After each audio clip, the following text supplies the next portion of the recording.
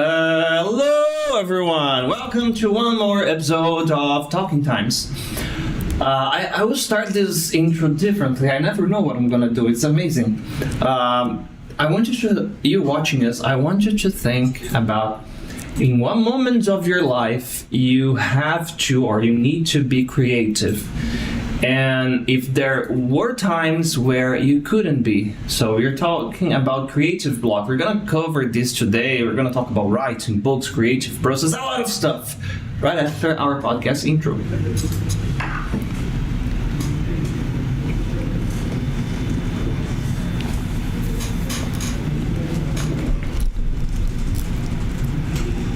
Hello, Luiz. Welcome. Hello.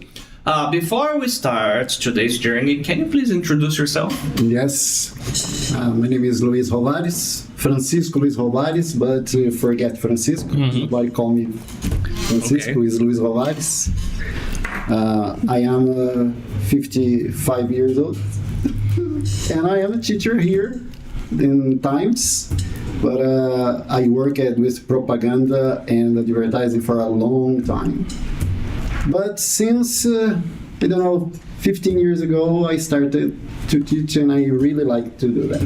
Okay, let's draw a timeline here. So, first, something nice for the ones watching us. When did you knew that, okay, I'm a teacher, or I want to be a teacher? What's the story there? Actually, a friend of mine introducing me to this world, and I really like it. I never thought that I had conditions to teach. Same here. Same here. But since I started, I thought, because what is good is when you see that you are helping people, to do something special. Yeah. And I think that when you start to realize that, I am helping a person to speak another language, and the other one became very satisfied with this. And I think the best point is this. English is fascinating because it directly involves somebody else's dream. Like people want to leave the country, or sometimes they just want to watch a movie without reading the subtitles. A lot of people, they think about a career, update, especially those IT guys that we almost don't have IT students here, right? And it's very nice because you see that when the penny drops, when the students realize that they can actually do that, they say, "Oh my God!" Like they trace their whole future ahead of them. It's beautiful. Yes. A very nice experience. Yes, the satisfaction is very good. Especially when you have students that they think, I can't. No, I can't. I have been trying so a long time and I don't have conditions. And when you take a student like this and you really help them, I think it's very good. And is there already a favorite class that you like to teach? Special class is amazing. Okay. Oh yeah, we were in that training about special class. Yes, I remember. Yes. Which are your favorite topics to create classes about or to talk about in the class? I don't have a preference. I prefer to let the ideas come and I just do it. Okay. To the point of this episode, so maybe maybe I'm getting ahead of myself, but maybe this could be the key to avoid those creative blocks, because sometimes people, they put a limit on themselves in a way that, like, I have to do this in this certain way, and sometimes they're just not paying attention that there could be another way to do that, no? When I created my first special here in Times, I thought, Jesus Christ, because I like write a lot. I really like to take a notebook or take even my cell phone and go there and type the text, but I don't show. That's maybe gonna change soon, based on what we were talking. And when 𝗂𝗍 had a conversation and told, now you need to create the classes, and the 𝗏𝗏 is amazing. He's here, by the way. Yeah, 𝗏𝗏, you're amazing. You know that. Good afternoon to you, 𝗏𝗏, as well. Yeah, it will be. He said it will be an exciting podcast. So wish you the best of luck. Thank you so much, man. Thank you so much. And when 𝗏𝗏 had told me that you needed to create the classes, and I thought, wow, I need not just to create, but I need to present my own classes. Yeah, sometimes other teachers, they use our classes too. Yeah, of course. But it was a very good exercise to me, because I need to think about, and I need to sit down and say, no, I will do. Okay. And it was a very important step. Really. The impression that I got from when you were describing the things you like to write, you put a lot of yourself in the text. So maybe this could be the reason where you normally don't share. Because we just don't go on the street like, oh, hello, my name is Mike, and I love pudding. Like, we don't share personal stuff. The name of my mother is, you're never gonna know the name of my mom. She's sacred. But, we normally just... Actually, it's not a problem to me. But... I am completely addicted about the quality what I'm doing. Perfectionist. Yeah. Oh, this is a nightmare. It is a nightmare to me. And I write, and after I rewrite, and after 3 times, you 10 change times, stuff after the... Yeah, actually, I don't change everything, but this phrase, trimming that paragraph, okay. But don't you show anyone you don't have like a person? Okay, I would trust this person for like a third opinion. No, I have some friends. They read the stuff. What do you think? And they it's amazing. I don't know. They still have hope that in one moment I will show to everybody. And they say to me, Luiz, you need to show. Luiz. And now it is amazing, because I will use a word that I don't like, but I will. Okay. I am obligated to create the special classes, and people are using this. The students are participating. So it's an exercise for the other stuff, maybe. Yeah, but it's good to me, because I am doing something that people are using. It's different because it's not a book, but it's something that I created. So, and are you as perfectionist as you are with anything else when you're creating classes? Like, you will finish a slide and then, okay, I'm gonna show 𝗏𝗏. Maybe no, maybe I'm gonna change something here. Yeah, but now you have deadlines. Yeah, it's really helpful. Yeah, but it is. It is very helpful in a way. For example, when I told you about the book that I wrote a few years ago, and I was like, man, it's taking too long already. I have to get these ideas and start putting on a paper. I was actually typing, and I had some sketches there. Then I had my vacation that year, and every day I started, like, in the afternoon, get like a bottle of whiskey close to me. Not a bottle, just like a small cup. But I would think, and the words would just flow. It was amazing, But my creative process back there was like, I want to write about this topic, and I'm gonna start by what is it, why this thing happens, and what we can do about it. So because it was a philosophy book, there is a chapter about like hate, a chapter about love, a chapter about, happiness, and then it was like that. So I had a limitation. I need to write about love. So this helped actually, surprisingly, because it's like having a north, But I also had a certain number of things I wanted to cover, not number of pages or words. Oh no, nothing like that. No, because it's horrible. Yeah. If you eliminate it about this, I need to write 3,000 pages of. No, it becomes never artificial. works. Yeah. Oh, of course. When you're talking about a special class, for instance, it's different because Billions lines in the present. No. yeah. But when you are writing something, if you limitate yourself in this case, you never do. You can't. But the process is this. Now I've decided that I will. Nice. To show things. And to be here, it's a conquest too.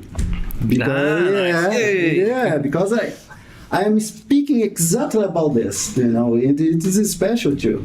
Nice. And it is like what we were talking before. When you put yourself out there, in some form of art or writing, music, anything that is like something that you had this creative process, you dropped some emotions there, some thoughts, some time, and you share. Nobody gives a damn. All right, you've done your part. That energy that was kind of bottled up here is now there, but eventually somebody will connect to that, and it's a very beautiful moment. It's very special. And like, oh my God, I saw this and that's nice. Yeah, I think it's like it happens in the classes. I imagine it would be something like that. Exactly, it's the same thing about the classes. When you see. When you realize that you are helping the students, it is amazing. It's the same. When somebody tells you, wow, I wrote this, it's amazing. Nice. Have you written this? It's very good. And you think, but I don't write because I have needs to people read, I write because it is my needing.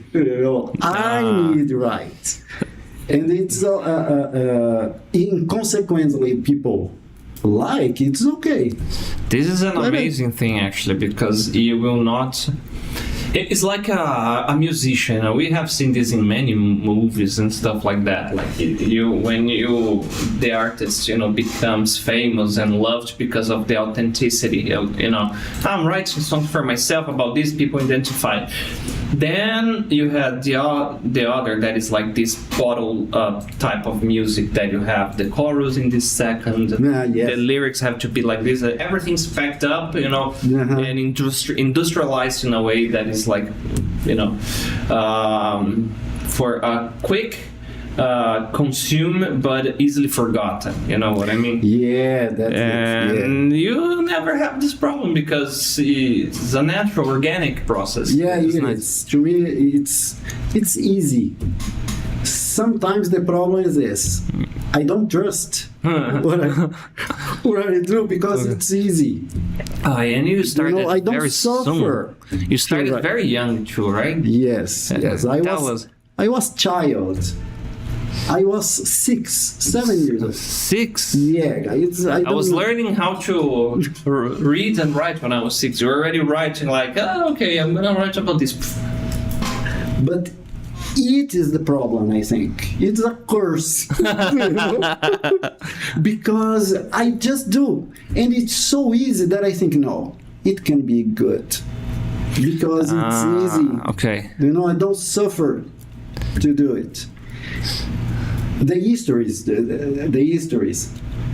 are in there. The histories are here. Okay, now I'm very curious. Okay, can you give us an example? Don't have to spoil anything, but something that you write about. Yeah. Okay. That's it. There's a short story. Okay. Excellent. This one that I'm showing to you right now. It's a writer. And he realized that something is happening with his face. Okay. People look to him and say, wow, you are strange. What is happening with you? And it is becoming worse because a part of, the left side of his face is him. But the other one changed. Okay. and change to other people, and you can see a man and a woman or two different men, and in a moment he decided to go to the computer, and he starts to write and he disappeared.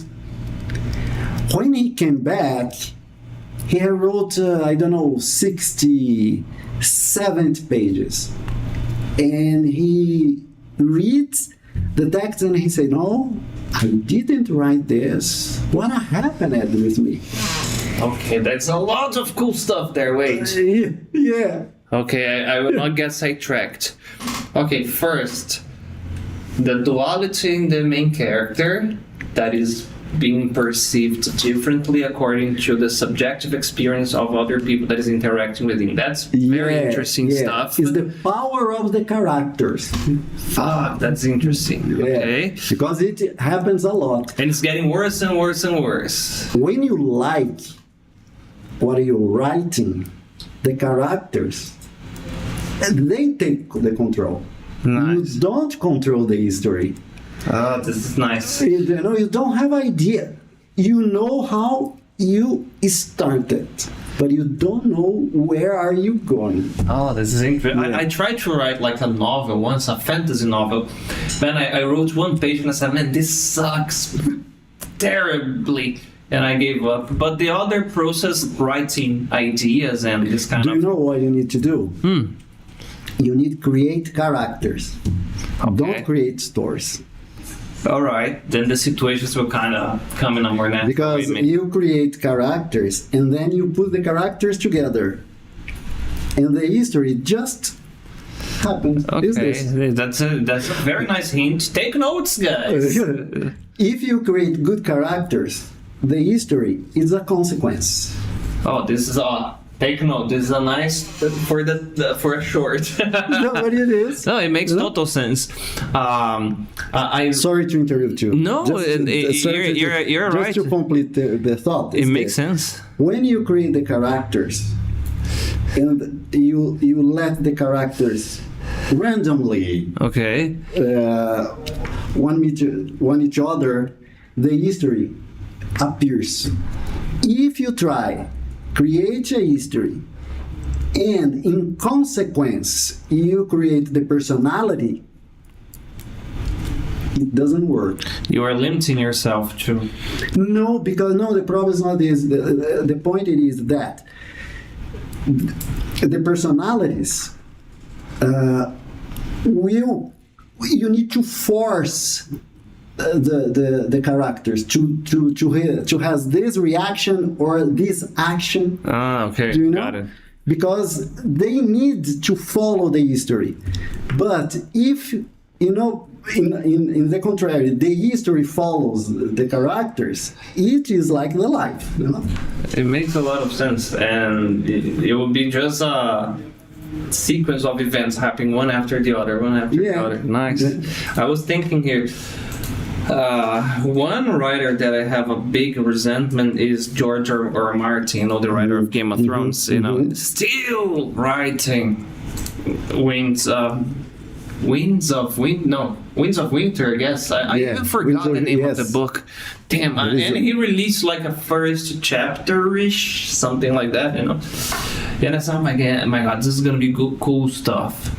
And that's it. I don't know if it was a creative block that because of the backlash of the series, an editor's problem, or he's such a perfectionist that he cannot just finish. Yeah, it is a problem. I don't know what's happening there. I know that. But man, oh my God, I really wish he could finish because I got hooked by that story, Because the characters. No, exactly. They're amazing. Yeah. And one thing that is nice, especially about villains, is when you have a well-written villain that has a gray area, it's like you hate to love and you love to hate. Yeah. It's a very nice feeling. Like, oh my God, I hate this guy. I want him to die, but he's fascinating. I want to see what's going to happen. Yeah, you don't want that he dies because the history needs this kind of character to exist, Yeah, it's Stephen weird. King. Yeah. Stephen King. He writes a book per year, I guess. Yeah, guy, he's crazy, But what do you have with the Stephen King that it's amazing? Characters. Good characters, makes sense. Yeah. The history, it's a consequence. Always. And you can say, oh, I don't like terror histories. I don't like it. Okay, but we're not talking about this, about styles. We are talking about characters. Yeah. If the character is good, you have a good history. About that, I mentioned Dostoevsky, and people say that he writes characters in an amazing way. Because the characters, nobody is very good, nobody is very bad, Okay, I like this, Yeah, nobody. It's not cliche, like, I want to rule the world, and then I want to save everybody because I'm the good guy. It's boring, no? Yes. The characters in Dostoevsky, they are not horizontal or vertical. They are people. Nice. Sometimes good, sometimes is very nasty, very bad. Yeah. But they are people. Do you know Bernard Cornwell? Yes. It's the one I was mentioning. Something that I love about him is a little sadistic in a way, but the main characters, they suffer a lot. They do a lot of mistakes in the story. So, but there is always like not always, but you have like this redemption arc, like they screwed up, they learn, and a lot of bad thing happens. But when you finish the stories, is such a journey that is inspirational in a way. Like you learned something. Like I want to be like this guy. If this terrible thing ever happened to me, I want to come to or go to the other side of it in a better way. It's really cool. Think about this. It's a very simple thought. You have 4 characters. Okay. Very happy.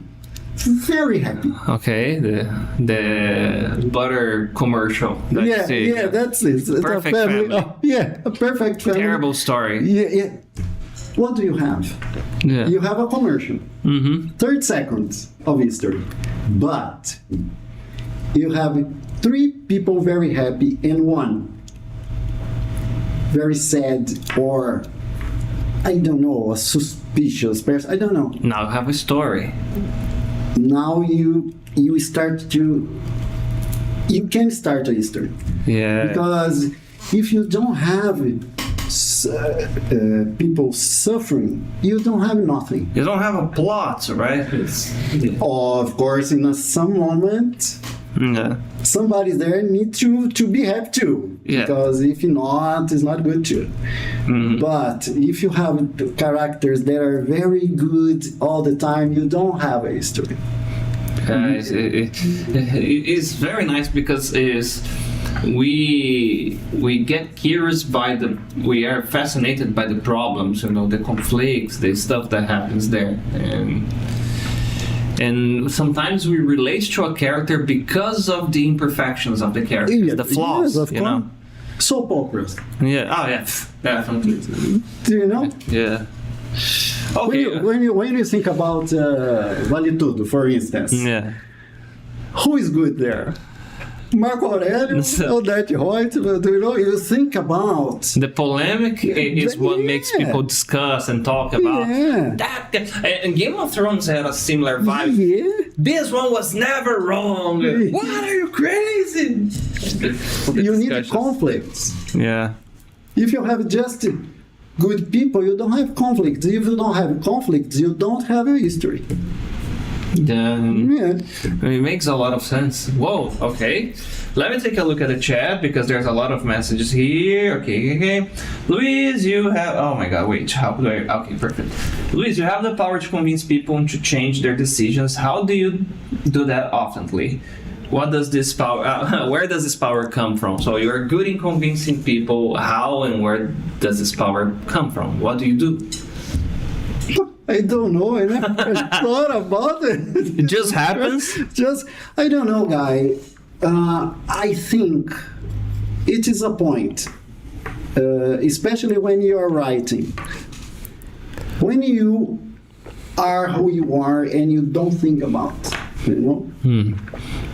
Even during the classes, I don't try to represent a character. The students, they see who I am, you know, all the time. Oh, it's the best thing ever to do And this. I think it's, I don't convince. People they convince themselves because, you know, I'm showing who I am, and this is the point, you know. But it's about authenticity, Luis, and that genuine human connection, you know? Like, if you notice the teacher, it is very simple.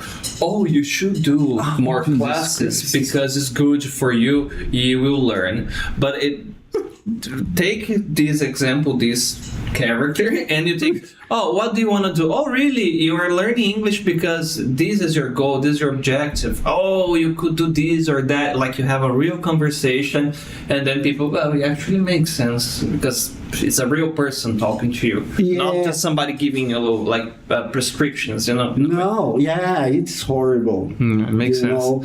And I don't like the verb to teach, because I am learning to. Okay. Always, all the time. Do you know, it is a trade. I offer something to students, and they are offering a lot to me. Oh, I always believe that it is the best way to teach, do you know, is when you are not teaching, when you are offering because you are taking something too. It makes sense. And Anderson said here, very nice teacher, greetings from Recife. Anderson. Yeah. Very good, Anderson. It's amazing. 𝗧𝗹𝗶𝗺𝗃, shout out to you, Alan. Please give some tips to separate a creative block or create another creative views. Okay, so all right, so you go first.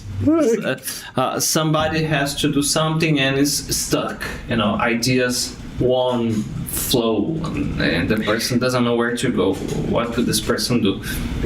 When you work with advertising, you need to have ideas. It's not because you want, but you need. And what do? You need to discover different ways, because when you are writing a commercial, for instance, I believe in 3 ways. Okay. Or 3 solutions. Okay?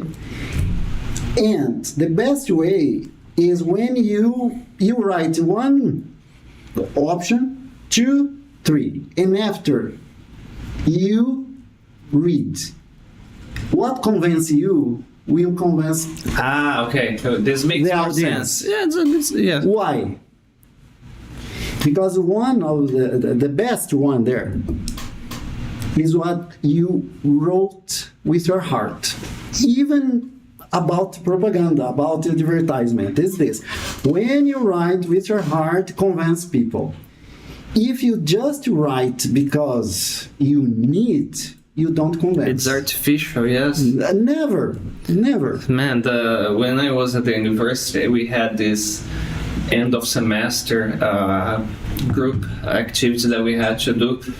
One of the worst we have to do was to create an advertising piece for a vermicide product, you know, like a pill or something like that. And then we said, how do we do it? Because it was not like this nice TV commercial.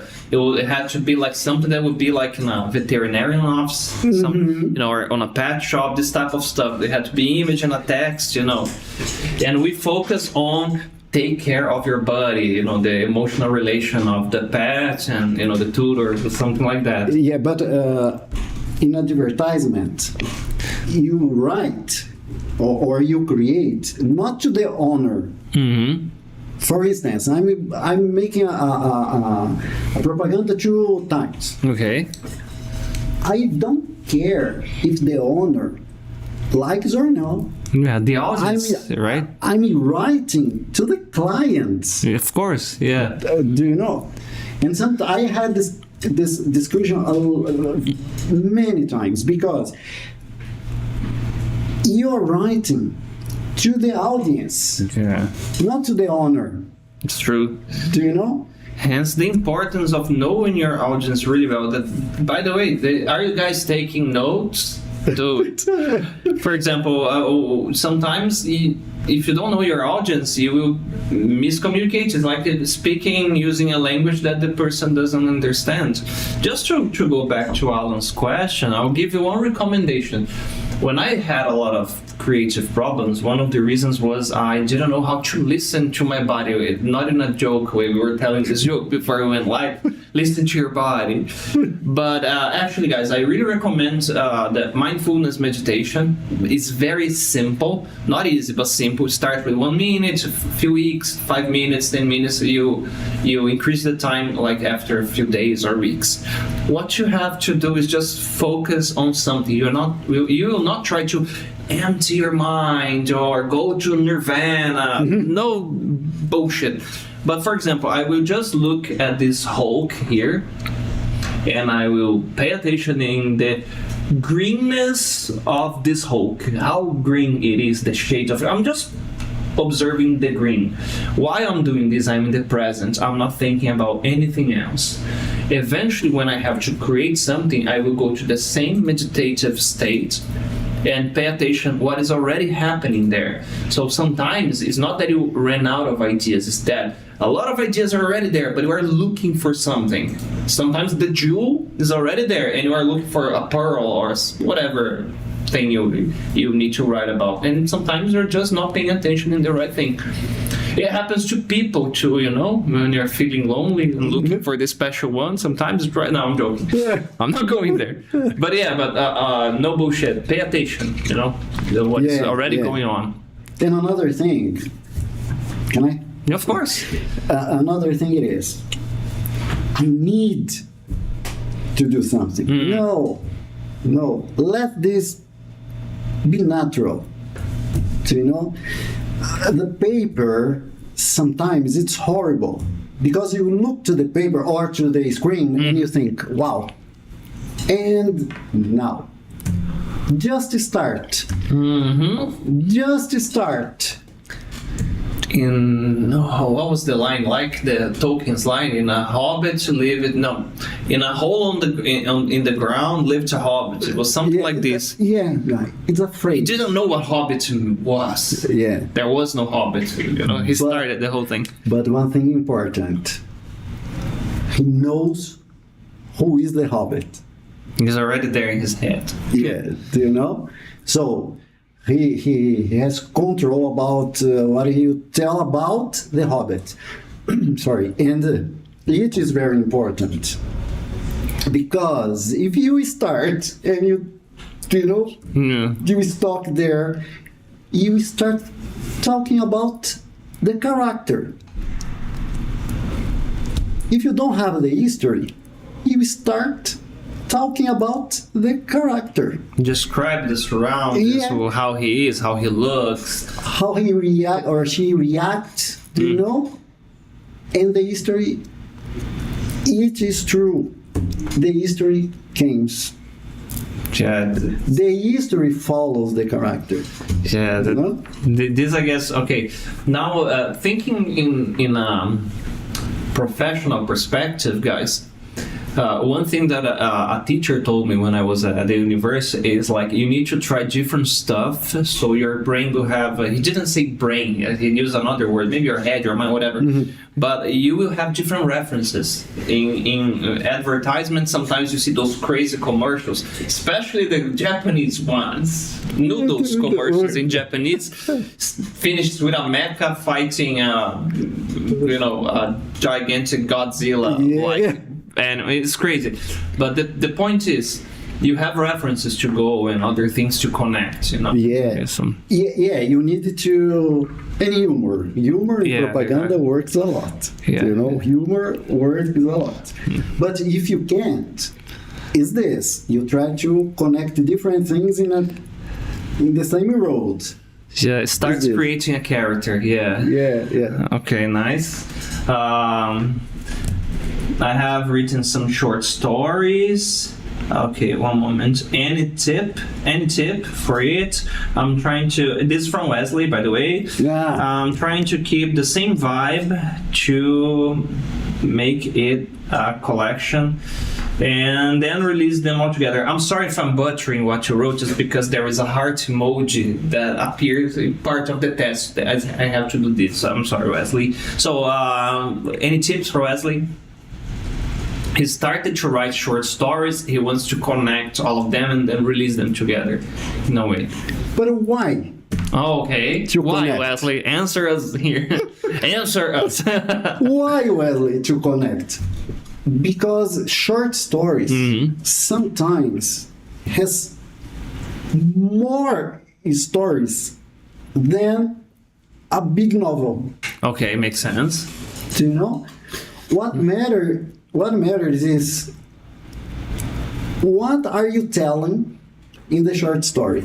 If it's a good story, sometimes it's 10 times better than if you write a novel with 1,000 pages. It makes sense.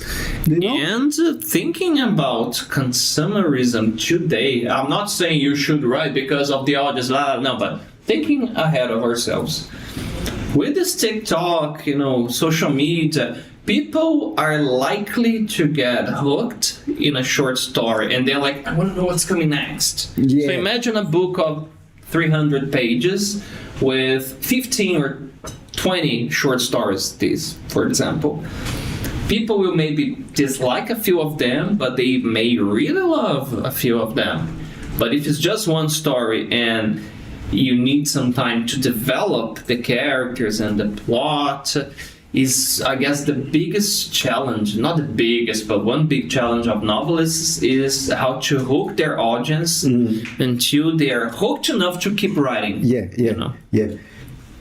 And the short stories, they are amazing because you need to be strict. Do you know? You may laugh, but I thought about Monica's Gang. Yeah. Because exactly. you will say like, oh, let's see another adventure. Stuff But like you need to be straight. You need to start and to finish. Yeah. And people that are reading, they know if you force it or not to finish the story. It's true. You know? It's this. So the idea is, short stories sometimes is better than to be deep, because sometimes people, they want to write long stories because they want to show something deep. But you can be deep even in writing short stories. Those paragraphs that you shared here, and I'm not sucking up to you, I'm doing an objective analysis. Like I said, duality of these. I thought about like Dr. Jekyll Hyde, that people have dualism. That's the word I was looking for. This dualism that we have, and how we think. We are social animals, so we think about the perception of other people around us, how these shape us to. Sometimes we want to adapt, depending on the place you feel more comfort than in other places. But you said that when the guy wanted to write, he disappears, and what I immediately thought was, when we go to the flow state, that we are doing something that we love, and we become one with the active meditative state again, and we also disappear, That's it. Exactly this. I was thinking about that. Exactly this. And it was not a 1,000-page story, I guess. No, it's 14. So 14 pages. Nice. The short story has a point that you need to put attention. You need to tell just one story. Okay. So people get sidetracked. Yeah, no, because if you try to tell 3 stories in 14 pages, okay, sometimes it's possible, yes, but guy, it will lack a little depth, maybe. Yeah. who is reading become lost there. But now, who is this guy? And why he's here? Why he's not there? This was a problem I had with Game of Thrones too, because a lot of characters, after like 6 chapters, it would go back to a guy that said, who the hell is this guy? Yeah. Read that one, it was like this. Damn. I mean, to connect short stories, it's okay, but you don't need to connect the short stories. Yeah, one thing that the guy could do, Wesley, maybe we need more information, but maybe it is all these short stories with the same characters. Or that's why you want to connect. Are all those short stories in the same universe? It happens in the same place and time, or not in the same time, but in the same place, and this could be the connection. So maybe you can put a common thing there, a common element that connects all these stories without kind of pushing it. Example, I don't know what to write about, but maybe all the short stories start in the same house, or in the same park with the same tree. So the tree that has seen it all and everything, eventually they go to the place. I don't know. Just one thing. Don't try to push a connection. It's horrible. Use your tip.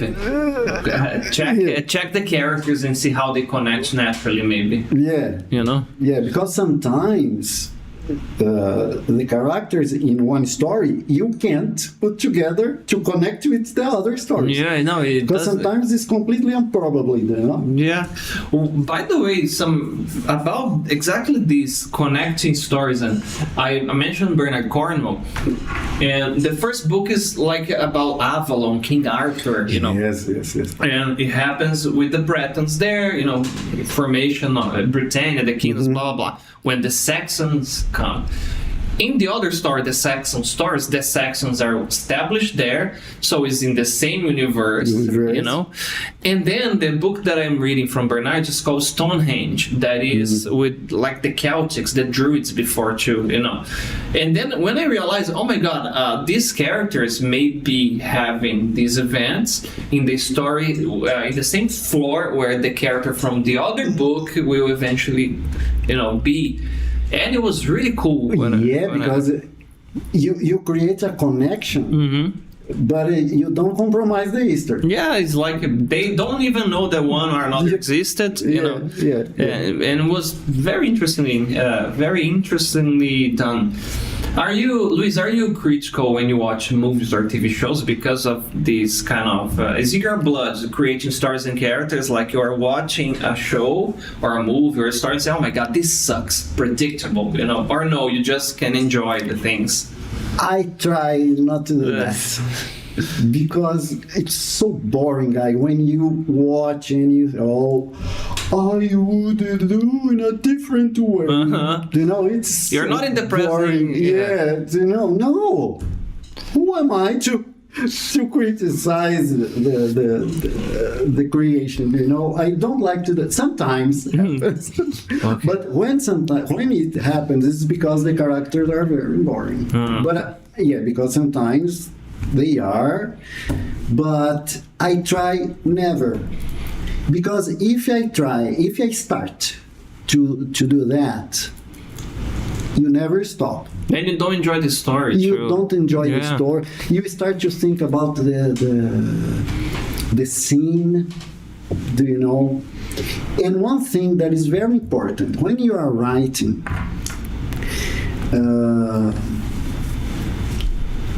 I've met Fernando Sabino. Fernando Sabino was amazing person.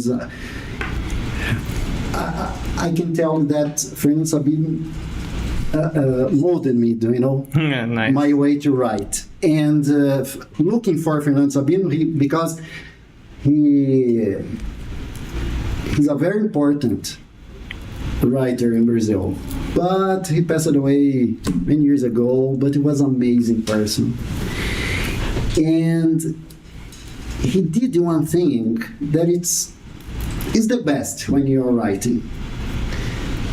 In the theater, when you are acting, a very important author not about plays in theater, but how to play. Okay. Konstantin Stanislavski is the name. He is the Pope. Okay. How to play characters in the theater. And he says, you need to play to the deaf woman in the last row. Okay. So, you know, she's sat there far. She can't listen very well. She has to understand what is happening. Very well. And if you play to that woman, everybody can understand too. Makes sense. So she's looking what's happening from afar and like, okay, I guess what's happening there. Yeah, and Fernando Sabino says the same thing when you write. Simplicity. Be simple. Oh, but it's hard because take care with the adjectives. Yes. Do you know? If you can say, she arrives well. She arrives very well because no, don't try to explain. Believe that who is reading has conditions to understand. Okay. Yeah. You know? It's one thing about Tolkien that he overly describes everything, you know. Pages and pages describing. It's interesting because it's like, okay, now I know exactly. But it's crazy. I caught myself looking for the maps of going on the internet. I need to know where Angband, Balerian land is. Oh, now I have a geographical location, and he describes in the books, you know. Yeah, but I guess he can do that in a way that it don't bore you to death, but a lot of readers got bored and they say, yeah, not for me, because of sometimes being overly descriptive. You know? Yeah. But it's a style too. Of course, it's not a problem, but you can distract who is reading or watching, you know, and sometimes it's a problem. Yeah, it's true. And about Tolkien, it's crazy because the moments I want him to be more descriptive, he isn't. He leaves to the imagination, like when there is a battle. And he strikes Morgoth's like the devil in the story 7 times. He didn't say, oh, it was a flourish with the sword. Like, people will imagine the same scene, battle scene. Yeah. Thousands of different ways, you know. He gets attached with the location and the geography and everything, all right, you mentioned theater. You have a degree in theater, right? Yes. But when, how, and what happened here there? In Campinas. Okay. Conservatório Carlos Gomes. Nice. Oh, it's an important one. Yeah, it's a very long time ago. Okay. I had hair, you know. My nose was smaller. It's okay. No, but I'm kidding. But it's the problem is not. I made the course because I would like to write the theater. Not to be an actor. Always this. You know? Okay. But it makes a lot of sense. Yeah, because you need to know how you create the place. Do you know? It's impossible. To me, it's impossible. You write a soap opera or theater play if you don't know how it works to the actors, to the actress. It makes sense. It will be very theoretical but not practical. Yeah. Do you know, it is just because you write, but how it works there. Okay. Is there a play that you really like and say, oh, I wish I had written that? No. Thank you, God. Now the word It's this. I wouldn't do. in a different way. No, of course, there are some that are amazing. But if I appoint one or two, it can become so limited, you know. But I tell, if you like, if you have idea to write, you need to watch theater. Okay. Because the theater is completely different than television, series, movies. Theater is alive. It's there. The same moment that you are watching, people are acting. Okay. The emotion. It is completely different. You imagine you are watching like the events unfolding right there in front of you, and you may get more involved with the thing. It's like a drama. People fight, and now you say like, "Oh my God, stop! It's awkward." Yeah. When an actor is touching the other actress or the other actor, and you are there, you are seeing what is happening. Okay, it makes It's sense. not because the actors have tried this 1 time, 3 times, 10 times, and after you watch. No, it is happening at the same time. And it changes a lot in your mind when you are writing. So, you know, because you feel the same sensation that they are offering there. And you will have this Theater is perspective from the audience. Completely too. different. Yeah. Nice. Okay, now let's go to another point here that we were talking before about you writing a lot of stuff. If you, I don't know, put in a number, how much stuff have you? I don't have idea because A lot. A lot. Okay. Jesus Christ. But I made a promise Okay. to my friends Okay. times. I made a promise, and I will. I promised that I will send the history to them. Nice. Yeah. Okay. And this week, I will. Okay. Yeah, okay, guys. Get ready, guys. Okay, I will. I promise that, I will. I promise that this week I will. This would be very cool, and I was thinking about here, what is your view, Luis, on adaptations? For example, you wrote a story, people, let's, play with our imagination here. Some channel comes to you, we want to create a movie or a TV show with your story. You will say, no, never. I'll say, okay, I want to be involved. Yeah, I think it's a compliment. I don't care. And I will never measure, but I didn't write this. No, guys, it's different. Because, for instance, a book. A book is a book. And you take the book and you create a movie based on the book. Guys, it's a movie. It's not the book. It's not the same language, yeah. It's not somebody there reading what I wrote. No, it's a movie. Yeah, it's another language. It's completely different. When you make this kind of comparison, you are, you are being impolite with the author and with the director or who wrote the movie. It's complete. The languages are completely different. And if somebody wants to imagine me, if I take my history, I say, okay, it's here, please. Would you be involved in the process? Because some authors are like a consultant, for example, casting of the actor. No. Man, that's very nice an attachment. A lot of characters, for example, I create this character that is a Japanese guy and he has blue hair. If they change the character's appearance, of course, I wouldn't like to see my history misrepresented. Yeah, no. Okay. But my history is that you are creating a completely different thing. Okay. So do the best way that you can. Nice. Is Okay. this?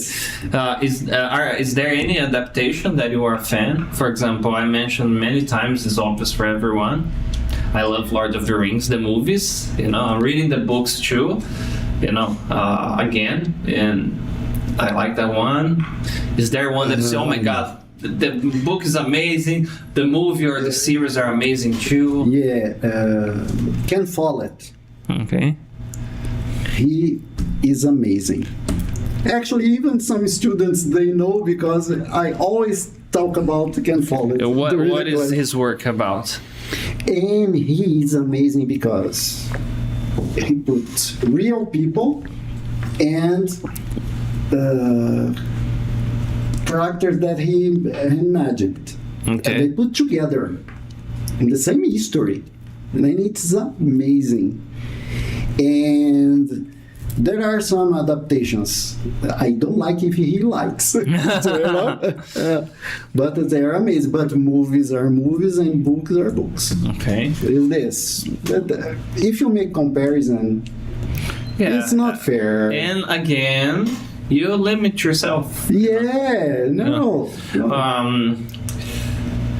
One thing that is terrible is when sometimes you really like the story.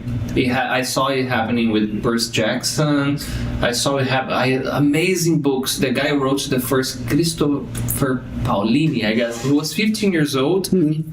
It's called Aragon. It's about a dragon fantasy world. And I guess four books, I guess. The books are really cool. You know, a lot of inspiration in these fantasy authors there. But the movie sucked. It was a flop, you know. It's like they had to count it for 9 hours and they made a movie, condensed to 2 hours movie. So the story is kind of rushed, you know. I think the director, in some moment, he needs to call the author, the book's author, to show what is happening. I think get a few tips here and there, maybe, you know, be humble, like, I think sometimes it is important. But to interfere in the work, never. I think it's not a good idea, really. Nah, yeah, makes sense. Oh man, we are running out of time already. Damn! I told you, you know, if we get sidetracked, it wouldn't be a problem. Let me cover the comments here, okay? That's all. Guys, very important stuff. We talked a lot about the limitations here. Not judging, not limiting yourself in a way that the things will not flow. And I liked what we were talking before about you sharing the things, you know. Especially the story you told me before, you know, that fragment that you showed me too. That again, if you didn't, you will always be thinking like, okay, how would have been, you know? Yeah, that's it. Are you excited to see how people react, you know? Yes, now I am. No, I guess they will love actually, you know. And the reason that you decided to do that is beautiful too, and I guess it's gonna be like your legacy, you know. Yeah. My mother passed away, and she asked it many times. Show, what do you do? Please show. And I didn't. Now you do, you know. I don't know if it's late or not, but I decided to do that, and I think it's important. It's never late if we can do it, you know? That's what I was telling you about the YouTube channel and stuff. And what type of media are you considering? For example, people that are watching us and they say, oh, I like this guy, I want to know his work. Where should they go, or where could they go in the future to find? I don't know, guy, because it's a very fresh idea. Do you know? I need to decide this. But I think everything started here. Oh, really? Yeah. Yes. Nice. It is true. It is true. In your next interview in 𝗀𝗧𝗶𝗺𝗀, when he asks you, okay, why he's gonna be okay? 𝗀𝗧𝗶𝗺𝗀 will be important. Damn. Oh man. Oh, Jesus Christ. Okay. In my defense, he's still alive in my heart. No, he's still alive in my heart. But but I think interviews are not important. No, you know? Just part of the process. Yes, part of the process. Sometimes you need, but you need to take care who is interviewing you too. I am mentioning this because when you go, become this famous author everybody loves, why did you decide to that? Say, I decided that time when I was at Talking Times podcast. It's gonna be nice. Man, thank you so much for being here. Very easy talking to you. We should have more episodes about this, maybe analyzing and checking some stories and discussing characters. I will read Crime and Punishment. Maybe eventually we can talk about the characters. That's it. Yeah, it would be a nice, read and after you talk about. It will be a nice conversation. A final message to everyone watching us. To my friends there in Times, wait my history until the end of this week. I will send, I promise. Nice. And to the students, thank you very much. To the audience, really thank you guys. I really appreciate to everybody. And they love you too. I can see here. And guys, thanks for being here with us. Don't forget, this episode is going to be on Spotify tomorrow. Next week, same day, same time, we'll be here again. And have a beautiful night. See you on our next episode. Bye-bye.